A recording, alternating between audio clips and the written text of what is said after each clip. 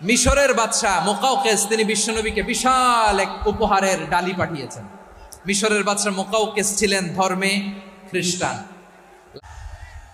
শুনতে মনে যায় 1000 স্বর্ণ মুদ্রা, 1000 স্বর্ণ মুদ্রা।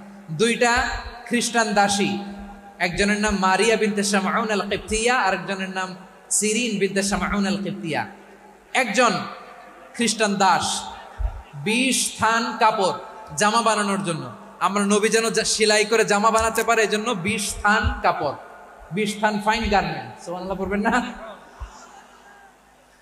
এরপরে একটা গাধা যেটার নাম ছিল উফাইর, আর একটা খচ্চর এটার নাম ছিল দুলদুল। খচ্চর চিনেন?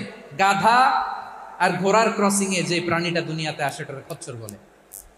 তো এই যে সুপার পাওয়ার খ্রিস্টান বাদশার কাছে নবী চিঠি লিখলেন, ওই খ্রিস্টান বাদশা আমার নবীকে উপহার দিল, বিশ্বনবী এই উপহারগুলো সানন্দে গ্রহণ করেছে। সুবহানাল্লাহ পড়বেন না?